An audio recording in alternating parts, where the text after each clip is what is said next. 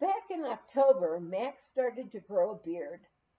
By January, it was quite full and curly, which was helpful when he arrived at the courthouse. He was thought to be just another miner in from the hills. Commissioners met only the first Monday of the month, so we had to wait until February. In the meantime, Max had found out that the mill site, which included 5 acres, and the mines up there were all on the delinquent tax roll. February came, and the commissioners meeting. Happily for us, they accepted Max's bid. We learned we'd have to wait a month, and they had to advertise our bid every week in the local Summit County Journal. No one came forward to raise the bid, and March 1st found us the owners of land in this beautiful snow bowl. In the meantime, we had heard of a race in early March on Loveland Pass at what was known as the Minor Dump. I hadn't raced since the Pennsylvania State Championships. The thought of our entering downhill and slalom races near Loveland Pass was exciting. Bess Moore had come from Boulder to be with us, so we had a babysitter. Max's beard was quite a novelty at the starting gate. Nobody wore beards then, so there was a lot of kidding. Here's the man from Mars. What tree have you been living under? The original mountain man. The downhill was a disaster for me. I fell hard and sprained my ankle. The next morning I had to be content to just be a spectator. Before the race started, the racers stood around making comments and waxing their skis. One of the racers turned around and pointed into our snow bowl. Over there is where we're going to have this race next year.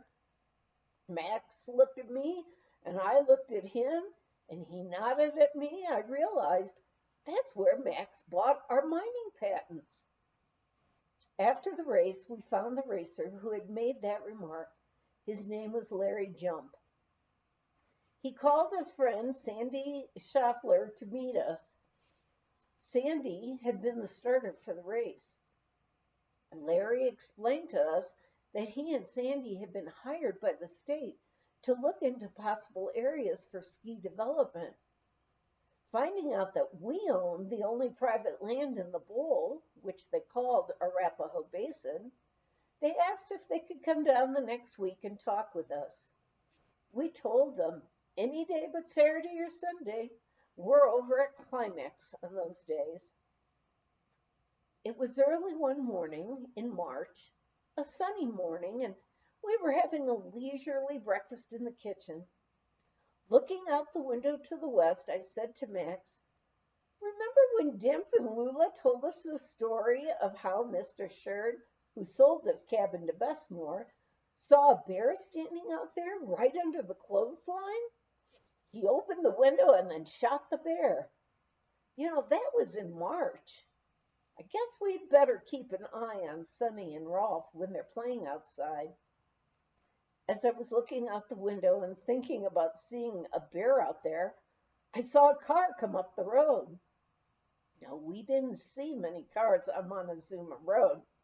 Usually the only ones were the mailman or Dimp and Lula, who had come roaring up in their red pickup to check on us. But this was a car we'd not seen before, and it slowed down and then turned in at our mailbox. We were all still in our pajamas. While Max rapidly changed into his jeans, I grabbed the children and tore into the bedroom to change. From the bedroom window, I could see 3 men get out of the car and slowly walk to our very unprepossessing cabin. "Why, Max, it's Larry Jump and Sandy Schaffler and another man. Oh, Lord, the kitchen's a mess." Max was already greeting them at the door and inviting them in. By the time I got myself and the children dressed, they were already sitting at the kitchen table. Max had just shoved the dishes to one side and was pouring coffee for the men. The third man was Thor Groswald. My skis are Groswald skis, I exclaimed. Yes, that's my company, he answered. I understand you're Norwegian too. He was so tall, I hurriedly asked him to please sit down again before he hit his head on our low ceiling. I didn't think they'd stay too long, but they talked and talked, and finally it was afternoon. I hadn't been able to clear the table at all, but they didn't seem to mind. I took the children for a walk up the road, apprehensive because there may be a bear ambling along and meeting us.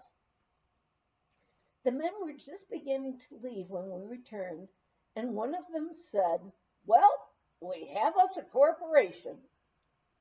The Arapahoe Basin Corporation was founded that day at our table, loaded with dirty dishes, in the little Alhambra cabin.